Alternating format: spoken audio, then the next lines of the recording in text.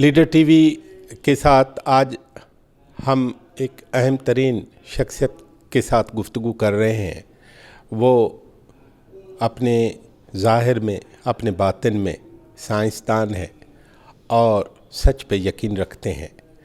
वो तालीमी माहिर होने के साथ साथ बहुत सारे समाजी इश्यूज़ और उनमें जो बीमारियां हैं उनके हवाले से खुल के बोलते हैं। बाज़ औक़ात तो उनके खुल के बोलने पे उनको देखने वाले या अखबारों में उनके जो कालम आते हैं उनको पढ़ने वाले सब के सब लोग सहम जाते हैं, डर जाते हैं। लेकिन ये एक ऐसे ख्वाब है जिस ख्वाब को देखने के बाद नींदें उड़ जाती हैं। तो जनाब डॉक्टर परवेज़ हुदवाई हमारे साथ हैं। आज डॉक्टर साहब से हम एक मुख्तसर गुफ्तगू करेंगे। आर्ट्स काउंसिल के अदब फेस्टिवल में आज वो आए हैं। हमने उन्हें गुजारिश की। डॉक्टर साहब अस्सलाम वालेकुम। वालेकुम सलाम जनाब। सबसे पहले मैं आपसे पूछना चाहूँगा कि उम्र के 70वें बरस, आप 70 साल के हो गए। आज डॉक्टर परवेज़ हुदवाई का तारुफ कैसे कराएंगे आप? एक मामूली सा साइंसदान है, मुहिब वतन है, कोशिश करता है कि इधर के हालात को कुछ बेहतर किया जा सके। बहुत ज़्यादा उम्मीद नहीं है कि ये मेरे जाने तक कुछ होगा, लेकिन उसके बाद होगा, क्योंकि मैं इस बात का कायल हूँ कि आखिर इंसान बेहतरी की तरफ जा रहा है और इंसान अपनी कोशिशों की वजह से ही ये बेहतरी की तरफ जा सकता है। तो ठीक है, अगर मेरी ज़िंदगी में ना हुआ, मेरे बच्चों की नहीं तो बच्चों के बच्चों की होगी। लिहाजा हमें कभी ना उम्मीद नहीं होना चाहिए। तारुफ बस ये काफ़ी। आप को कराची शहर याद आता है? ख्वाबों में बहुत बहुत याद आता है, क्योंकि मैं यहीं पला बढ़ा था, गार्डन ईस्ट के इलाके में, जो सरसब्ज़ था, खामोश था, हवा साफ़ थी, परिंदे चहकते थे।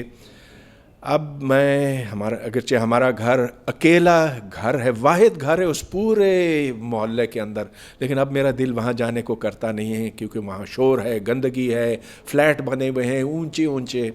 पहले तो सिर्फ चंद मकान होते थे। तो ये आबादी जैसे जैसे बढ़ी है वैसे वैसे कराची ख़राब होता चला गया है। ये वो शहर है जिससे एक ज़माने में मुझे बहुत प्यार था, अब मेरा दिल यहाँ आने को नहीं करता। डॉक्टर साहब, ज़ाती तौर पर एक दो सवाल में पूछने के बाद ही प्रोफेशनल आपकी लाइफ पे आऊँगा। आप आपकी जो औलाद है वो आप समझते हैं कि अप टू मार्क है, जिसे आप चाहते थे कि उनकी तरबियत करूं वो कर सके, या जैसे वो होने चाहिए वो हो सके? मैं तो चाह रहा था कि मेरी 2 बेटियां साइंसदान बने, नहीं बनी, उनका अपना शौक़ था।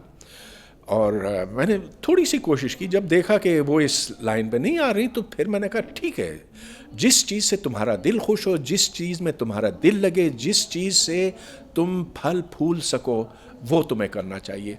और मैं समझता हूँ कि ये हर फ़र्द का, हर इंसान का बुनियादी हक़ बनता है कि वो अपने करियर का ख़ुद इंतखाब करे, वो अपने मुस्तक़बिल का ख़ुद तय करे। तो देखिए, माँ बाप की एक हद तक ज़िम्मेदारी होती है वो ये कि बच्चा पढ़ लिख जाए, लेकिन उसके बाद जो वो करना चाहे ये उसकी मर्ज़ी है, ज़िंदगी उसकी है।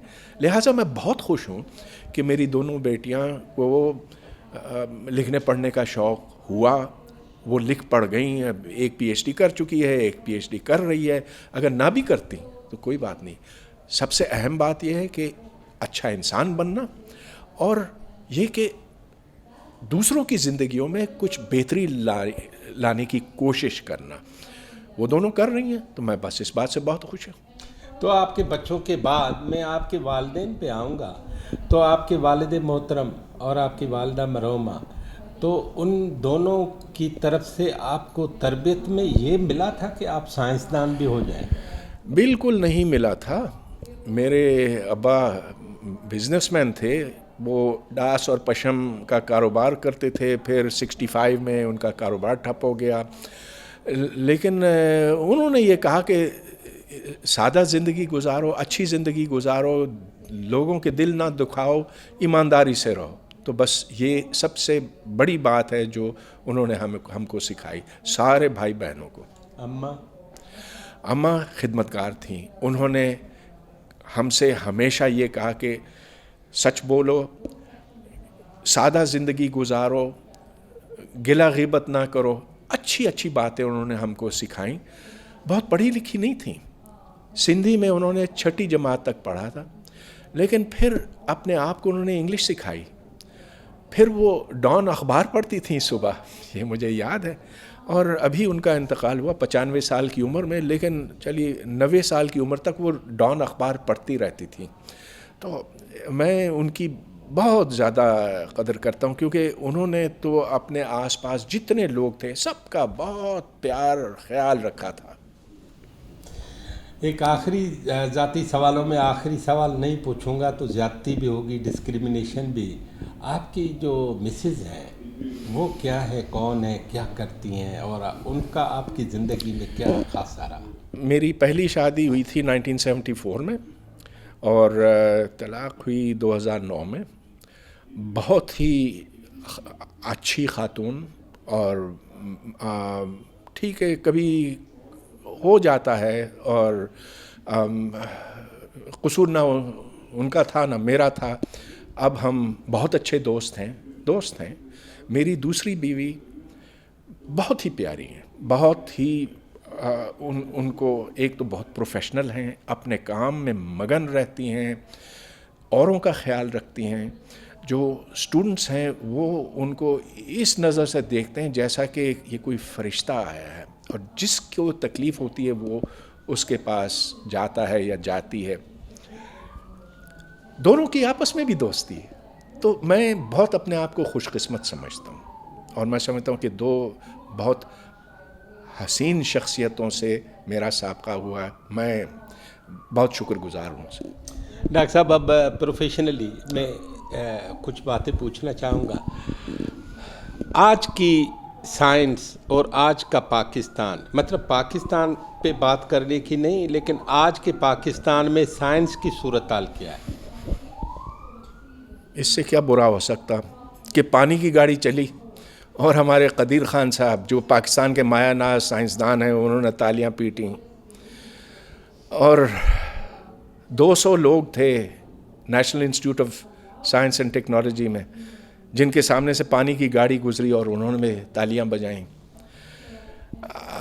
کیا کہہ سکتے ہیں جب ہمارے سائنسدان جو ہیں وہ اس جعلی سائنس کا شکار بنے، اور جو اپنے دماغ سے نہیں سوچ سکتے، جن کی کوئی ایجاد نہیں ہے، جو ریورس انجینئرنگ کرنا جانتے ہیں زیادہ سے زیادہ۔ تو اس وقت تو صورتحال پاکستان میں سائنس کی بہت خراب ہے، یہاں تک کہ دیکھیے ایک میں آپ کو بات بتانا چاہتا ہوں۔ کراچی میں یہ مجھے کوئی مہینہ پہلے پتہ چلا، اور میرے تو ہوش اڑ گئے کہ وہ میتھمیٹکس اور فزکس کے ٹیچرز جو اے لیول کے ٹیوشن پڑھاتے ہیں وہ مہینے میں 10 20 30 40 50 لاکھ روپیہ کماتے ہیں۔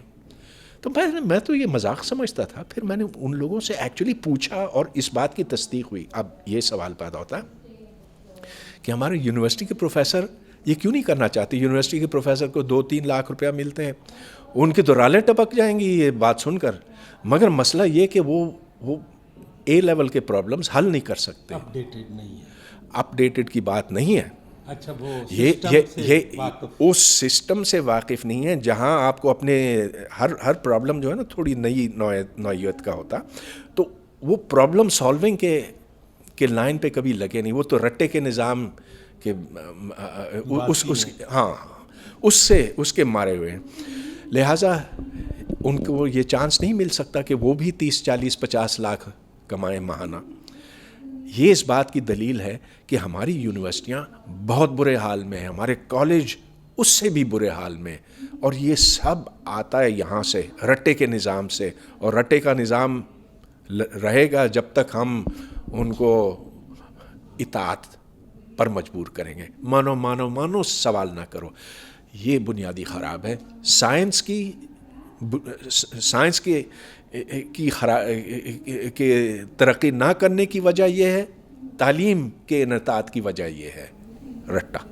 ڈاکٹر صاحب ابھی میں نیچے سیشن میں سن رہا تھا اطاعت کی بات، تو اطاعت فرمان برداری کے زمرے میں آتا ہے، اور اطاعت ہر حال میں میری چیز مانی جائے اس میں آتا ہے، تو آپ فرمان برداری کے بھی خلاف ہیں؟ بالکل بہت خلاف ہوں. دیکھیے جب آپ اپنی اولاد کو مجبور کریں گے کہ یہ کرو اور وہ کرو، اور بغیر دلیل کے صرف اس لیے کہ میں باپ ہوں اور میں کہتا ہوں ایسا کرو، تو پھر وہ بچہ اس کی انڈیپینڈنس ختم ہو جاتی ہے. اس کے اندر جو تخلیقی صلاحیتیں ہیں وہ کبھی ابھر نہیں سکتی. وہ پھر بالکل وہی کرے گا جب وہ باپ بنے گا، بالکل وہی کرے گا جو اس کے باپ نے کیا. تو سماجی ترقی کے راستے یوں بند ہو جاتے ہیں. اب جو مغرب کا معاشرہ ہے اس میں بالکل الٹ ہے. اس میں یہ ہے کہ بچہ وہ کرے جو اس کا من کرے چاہے، اور اس کو کوئی وہ بھاری بستے نہیں دیے جاتے، اس کو کھلونے دیے جاتے ہیں. وہ کھلونوں سے جوڑ توڑ کرتا ہے، یہ بناتا ہے وہ بناتا ہے، بلاکس دیتے ہیں. 3 سال کے بچوں 4 سال کے بچوں کو صرف یہ کھیل کود میں لگاتے ہیں. 3 4 کیا 5 6 7 سال تک جو فن لینڈ کا طریقہ کار ہے جو سب سے بہتر مانا جاتا ہے، اس میں تو پتہ نہیں 8 سال تک کوئی فارمل ایڈوکیشن نہیں ہوتی، مگر ایگزام بھی نہیں ہوتے، مگر ان میں جاننے، ان میں تجسس ڈالا جاتا ہے. They want to know about the world کہ یہ کیسے کام کرتا، وہ کیسے کام کرتا. ہم کہتے ہیں نہیں ایسا تو ہے ہی، اس پوچھو نہیں، ایسا تو ہوتا ہی ہے. یہ فرق ہے.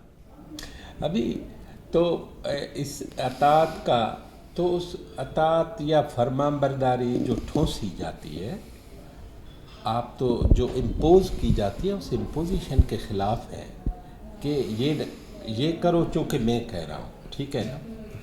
میرا سوال یہ ہے کہ آپ کا یہ جو خیال ہے، یہ تو ہماری 3 4 نسلوں میں ہمارے کان میں اذان کے ساتھ جو پہلی بات کی گئی، بڑوں کا مانو، اماں کا مانو، ابا کا مانو، بڑا جو کہے، بزرگ جو کہے، تو ہمیں بزرگی اور بچوں کی زندگی کے درمیان جو رشتے بتائے گئے، اس میں اس اطاعت اور فرمان برداری کا تو خصوصی طور پر ٹھونسا گیا سب کچھ.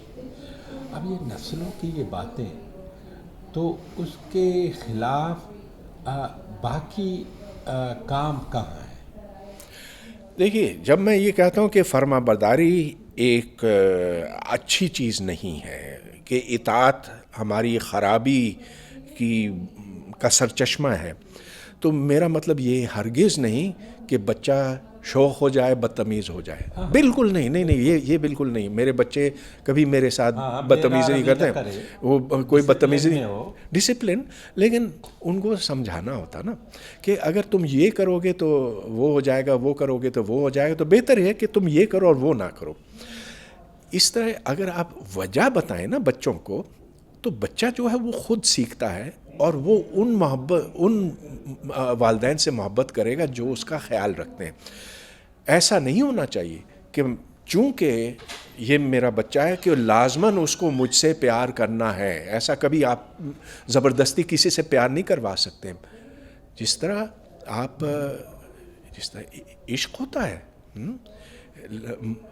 لڑکے کو لڑکی سے عشق ہوتا ہے، لڑکی کو لڑکے سے ہوتا ہے. وہ عشق کیوں ہوتا ہے؟ وہ دلوں کی بات ہوتی ہے نا.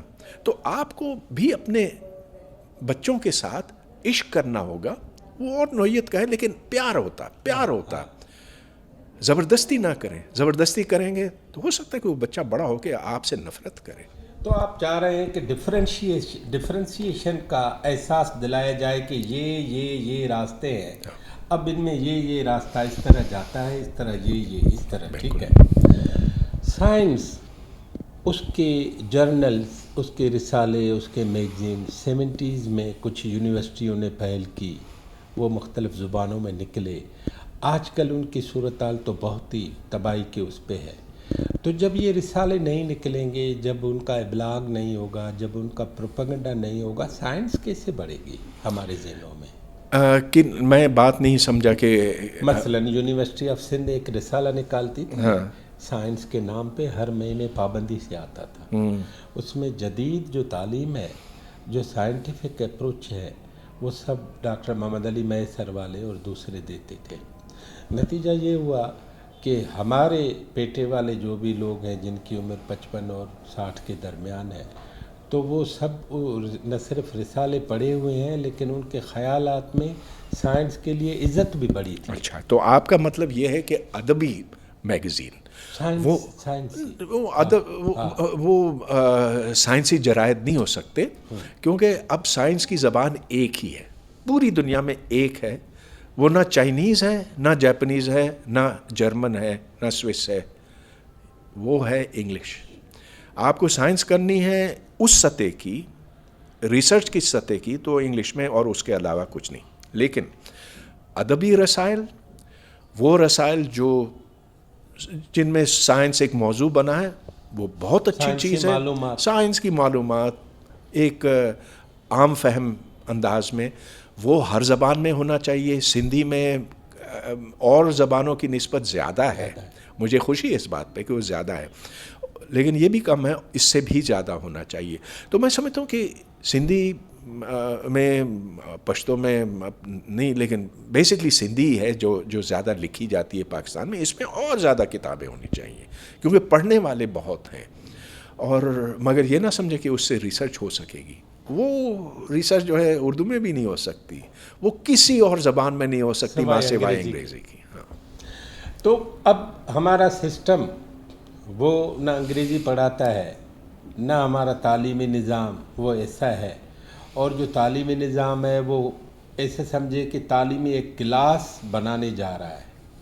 میں امیر ہوں، آپ غریب ہیں، تو آپ فلاں اسکول میں ہی جائیں گے، اور میری ڈیسٹنی جو ہے by virtue of my wealth وہ الگ ہو جائے گی. یہ تو کلاس سسٹم ہم بنانے جا رہے ہیں.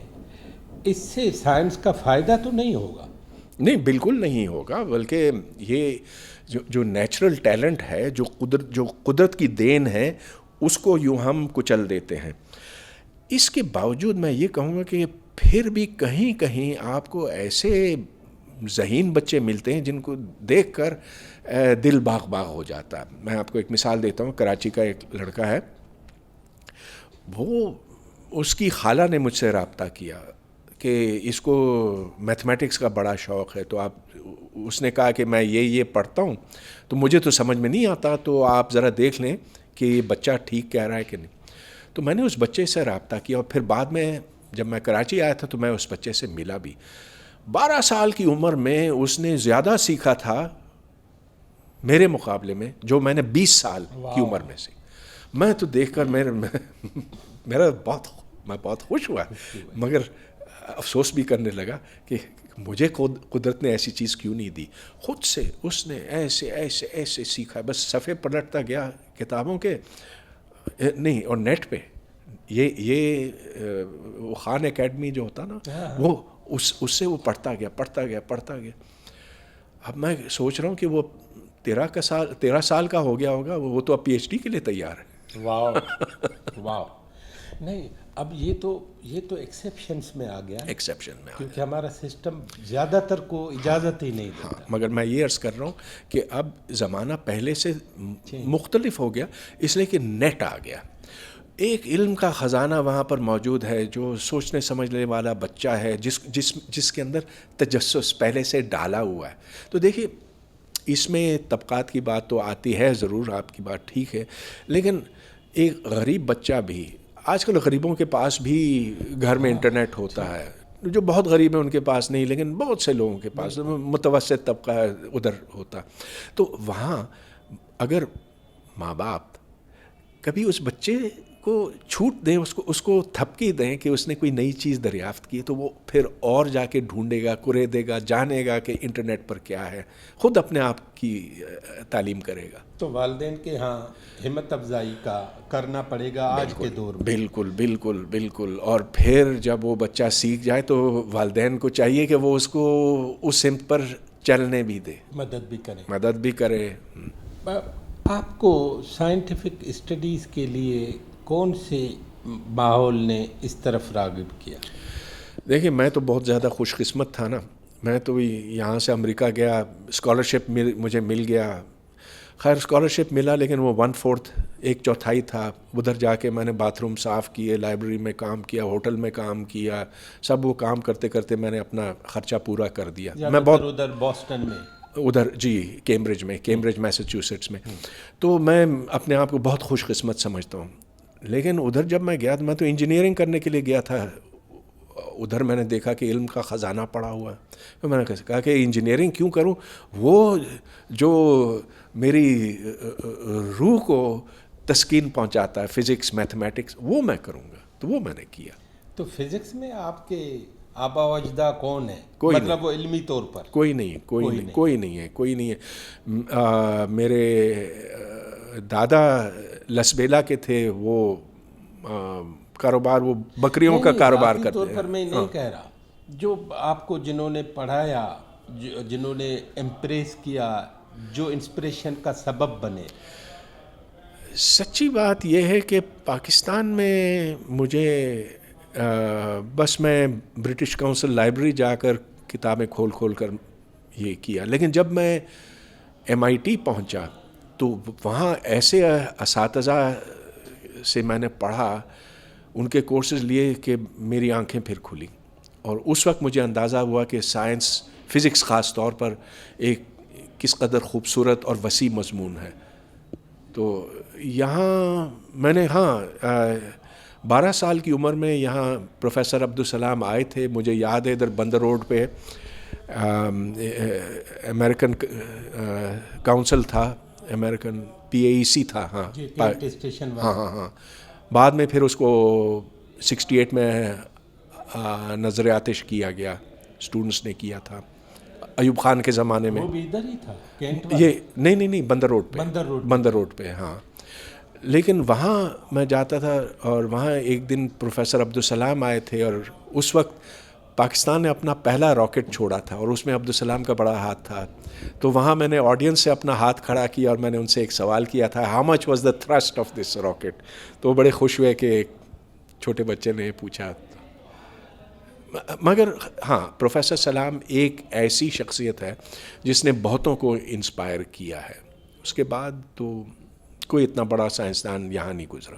یہاں کوئی تعلیمی ادارے جنہوں نے انسپائر کیا ہو آپ کو آگے بڑھنے میں؟ میرا خیال ہے کہ پاکستان میں ایسی چیز ہونی چاہیے مگر ہے نہیں.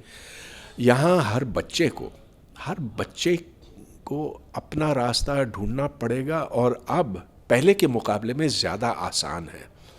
ماں باپ بھی اب کچھ زیادہ آگاہی رکھتے ہیں, تو میں سمجھتا ہوں کہ رفتہ کچھ بہتری ہو سکتی ہے, لیکن وہ رفتار بہت کم ہے. وہ رفتار بڑھے گی جب یہاں ریاست میں ایسے لوگ آئیں گے جو تبدیلی کے خواہش مند ہوں, اس کے خواہاں ہوں. یہ نہیں یہ جو نیا پاکستان شاکستان, یہ کچھ نہیں, یہ اس سے کچھ نہیں بنے گا. ڈاکٹر صاحب, پاکستان میں عقل بڑی ہے یا جہل؟ جہل. سیدھی سی بات ہے, یہاں جہالت بڑی ہے. ڈگری یافتہ زیادہ ہیں, تعلیم کم ہے. مجھے ایک بات بتائیں کہ ایک سائنٹیفک اپروچ رکھنے والا ایک سائنسدان,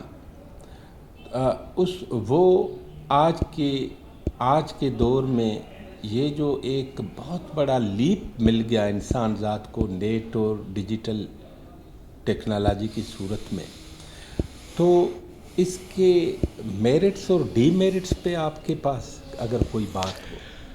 ہاں, یہ دیکھیں, ہم نے بہت زیادہ تیزی سے ترقی کی. میں پوری انسانیت کی بات کر رہا ہوں, انسانوں کی بات کر رہا ہوں, اور اس کے بڑے بڑے خطرات بھی ہیں. تو ایک تو یہ کہ اب کیونکہ خوراک کا مسئلہ بہت حد تک حل ہو گیا, تو آبادی بے حساب بڑھی ہے. یہ دیکھیں کہ اگر پاکستان میں یہ سبز انقلاب نہ آتا, گرین ریولوشن نہ آتا, تو آج تو ہم بھوکے مرتے. لیکن گرین ریولوشن آیا تو یہاں غلے کی پیداوار دوگنی پھر چوگنی ہو گئی, اب 10 گنا بڑھ جائے گی. مگر اس کے ساتھ ساتھ آبادی بڑھی تو اس سے آلودگی کے مسائل پیدا ہوئے. اب شہروں میں جگہ ہی نہیں, کوئی پارک نہیں ہے, کوئی کھیل کود کے تفریح نہیں ہے, کچھ نہیں ہے. تو یہ بہت خطرناک بات ہے. اور اس کی وجہ سے پھر آپ یہ دیکھ رہے ہیں کہ ایک عالمی تبدیلی آ رہی, موسمی تبدیلی آ رہی ہے, جو کہ انسانوں کے لیے, اس کرۂ ارض کے لیے مہلک ہو سکتی ہے, ہوگی اگر ہم نے اس پہ قابو نہیں پایا. پہلی بات یہ ہے کہ آبادی کو کنٹرول کرنا, اور پاکستان کا سب سے بڑا مسئلہ یہ ہے, سب سے بڑا مسئلہ, کوئی اس کی بات ہی نہیں کرنے کے لیے تیار. سر جب آپ فیملی پلان کرنے کی یا فیملی پلاننگ کی بات کرتے ہیں تو پاکستان میں دو باتیں آتی ہیں, ایک انڈیا اور دوسرا ہمارا عقیدہ. ہمیں یہ سکھایا گیا کہ عقیدے میں کہیں بھی روکا نہیں گیا کہ بچے کتنے ہونے چاہیے, اور انڈیا کے حوالے سے یہ ہمیں بتایا گیا کہ اندرا گاندھی نے فیملی پلان کرنا جب پالیسی بنائی تو اس کا تختہ الٹا گیا. نہیں, میرا خیال ہے اندرا گاندھی کے جانے کی وجوہات اور تھیں. وہ فیملی پلاننگ, وہ ایک ایسی فورس اسٹیرلائزیشن, وہ ایک چیز تھی جو اس نے غلط کی. کبھی فورس نہیں ہونا چاہیے, لوگوں کو عقل دلیل سے سمجھانا چاہیے. لیکن جہاں تک یہ ہر بچے کو اپنے کا رزق پہلے سے موجود ہوتا ہے, وہ بات میں نہیں مانتا. اس لیے رزق تو آ جائے گا, خوراک تو آ جائے گی, لیکن ذرا سوچیں کہ اگر اس رفتار پہ ہم بڑھتے گئے تو کیا ہوگا. تو جب پاکستان بنا 28 ملین تھی, آج 70 سال بعد 220 ملین ہے. ہر 25 سال کے بعد آبادی دگنی ہوتی ہے, تو یہ 440 ہوگا, پھر 880 ہوگا, پھر 1 ارب ہوگا, 2 ارب, 4 ارب, 8 ارب. 8 ارب تو پوری دنیا کی آبادی ہے نا, اور وہ پاکستان کے اندر آپ فٹ کریں گے. چھوڑ دیجئے کھانے پینے کے مسئلے, جو گندگی, جو غلاظت ہوگی, جو اس سے ہوا خراب ہوگی, جو اس سے جگہ کی تنگی ہوگی, رزق سے کیا تعلق ہے. آپ ان کو آخر آبادی اتنی ہو جائے گی کہ جتنا فاصلہ آپ اور مجھ میں ہے نا اس وقت, اس سے بھی کم ہو جائے گا, کہ بندے ساتھ کھڑے نہیں ہو سکیں گے. پاکستان کی آبادی اتنی ہو جائے گی. پہلے جو لکھا جاتا تھا تو یہ جو پاپولیشن پر اسکوائر کلومیٹر, اب یہ پر فیٹ ہوگی. یہ پر فیٹ ہوگی, تو ایک دوسرے کے سروں پہ ہم کھڑے ہوں گے. اب وہ لوگ جو اب بھی فیملی پلاننگ سے, خاندانی منصوبہ بندی سے انکار کرتے ہیں, ان کی عقلیں تو معوف ہو گئی ہیں نا. وہ دلیلوں سے بات نہیں کر سکتے, وہ پستول سے بات کرتے ہیں. تو کرنے دیں ان سے. ہم نے دیکھا بنگلہ دیش نے ترقی کی فیملی پلان کر کے. بالکل, اور ہم سے زیادہ تھے پہلے. ہم بہت اچھی بات کی آپ نے. بنگلہ دیشی آبادی ہم سے زیادہ تھی اس وقت, اب ہم سے کم ہے. تو کیا وہاں مسلمان نہیں ہیں؟ کیا ایران میں مسلمان نہیں ہیں؟ ایران میں بھی مسلمان ہے نا, انہوں نے بھی اس کو قابو کیا ہوا ہے. اب سعودی عرب جس کی جو تیل سے مالا مال ہے, وہاں بھی اب یہ دیکھا جا رہا ہے کہ اس رفتار کو روکنا پڑے گا, نہیں تو ہمارا پیسہ بھی کم ہو جائے گا. ہاں ڈاکٹر صاحب 3 ماڈل رکھتے ہیں. میں آپ سے پوچھوں کہ ایک 5 سال کے بچے کو تربیت کے حوالے سے کیا کرنا چاہیے, ایک ینگ مین جو انٹرمیڈیٹ کے بعد پروفیشنل کالج یا یونیورسٹی میں جاتا ہے اس کو کیا کرنا چاہیے, اور ایک پی ایچ ڈی یا پوسٹ ڈاک یا پوسٹ گریجویٹ جو بھی ہے اس کو اپنی زندگی میں عوام کے لیے, اس ملک کے لیے, سوسائٹی کے لیے, پورے انسان ذات کے لیے کیا کرنا چاہیے. یہ 3 ماڈل ہے. تو اسٹیپ وائز بچے کو کیا کرنا چاہیے, مطلب ویزاوی اس طرح کہ ہم اپنی اولاد کو, اپنے گھر کو بمائل محنت کس طرح کہ اس کو 24 گھنٹے میں 400 گھنٹے محنت کرنی چاہیے اپنے مختلف وسائل کو بروئے کار. کیا کیا کرنا چاہیے ہمیں اس اپنے آپ کو بچانے, بڑھانے اور اچھا کرنے کے لیے؟ دیکھیے, بچہ جو ہے وہ اپنی زندگی کو تو کنٹرول نہیں کرتا. ذمہ داری تو ہماری بنتی ہے, ماں باپ کی بنتی ہے, بڑوں کی بنتی ہے, سماج کی بنتی ہے کہ وہ اس کو ایک اچھا ماحول دے جہاں وہ پڑھ لکھ سکے, جہاں اس کے اندر وہ انسانی اقدار پیدا ہوں جو اس کو ایک اچھا انسان بنائے. تو اس کو چھوڑیے. اب جہاں تک ڈگری یافتہ لوگوں کی بات ہے, چلیے اسی نظام سے کوئی گزرا ہے, اس نے پی ایچ ڈی لے لی کسی عام یونیورسٹی سے جہاں کچھ زیادہ سیکھنے کو نہیں ملا. ٹھیک ہے, اس کو ڈگری تو مل گئی نا, اس کو ملازمت بھی مل گئی. اب کیا کرنا ہے, یہ آپ کا سوال ہے. تو اس کا جواب یہ ہے, اس کا جواب یہ ہے کہ ہر وقت اس شخص کو لگا رہنا چاہیے نئی چیزیں سیکھنے میں. میں نے پی ایچ ڈی کی آج سے 40 سال پہلے. بہت اچھی یونیورسٹی تھی, دنیا کی ٹاپ یونیورسٹی ہے, لیکن مجھے لگتا کہ اگر میں وہاں رک جاتا نا تو آج میں اپنے آپ کو جاہل سمجھتا, اگر رک جاتا. مگر چونکہ میرے اندر وہ خواہش تھی نئی چیزیں سیکھنے کی, تو وہ آج بھی میں سیکھتا جاتا ہوں, نئی چیزیں سیکھتا ہوں. اور جب کوئی مجھ سے سوال کرتا ہے کہ اس کا جواب کیا, تو اگر مجھے نہیں آتا تو میں کہتا ہوں مجھے نہیں آتا, میں جا کے پڑھ کے آؤں گا. لہٰذا انسان کی تعلیم کسی ڈگری کے ساتھ ختم نہیں ہوتی ہے. میٹرک ہو, ایف ایس سی ہو, پی ایچ ڈی ہو, اس کو چاہیے کہ وہ پڑھتا رہے, اور تب وہ اپنی ذمہ داری پوری کرے گا. خاص طور پہ ٹیچر جو پی ایچ ڈی لے لیتے ہیں, ایم فل کر لیتے ہیں, وہ سمجھتے ہیں بس زندگی بھر وہ اسی پر کمائی کھاتے رہیں گے. یہ غلط. ہر شخص کو مسلسل کام کرنا چاہیے. ڈاکٹر صاحب, آخری سوال پوچھ رہا ہوں. پاکستان میں آپ کی نظر میں بلیک لائن کیا ہے, سلور لائن کیا ہے؟ بلیک لائن تو یہ ہے کہ ہم اب تک اسٹیبلشمنٹ کی گرفت میں ہیں. وہ ہمارا گلا گھونٹ رہا ہے. وہ یہاں آزادی پہ, گفتار پہ قدغنے لگاتا ہے. اور اگرچہ ایک اس وقت حکومت ہے جو کہتی ہے کہ ہم اور اسٹیبلشمنٹ ایک ہی پیج پر ہیں, ایک ہی صفحے پر ہیں, مگر حقیقت تو یہ ہے کہ حقیقت عیاں ہے, سب کے سامنے ہے. تو یہ میرا خیال ہے اس کا ایک منفی پہلو ہے, اور پاکستان کے حالات پاکستان کے لیے یہ اچھی چیز نہیں ہے. لیکن جہاں تک سلور لائننگ کی بات, میں سمجھتا ہوں کہ آپ انسان کے اندر جو آزادی کی خواہش ہے اس کو آپ کچل نہیں سکتے. جو کچھ آپ کریں آپ اس کو کچل نہیں سکتے.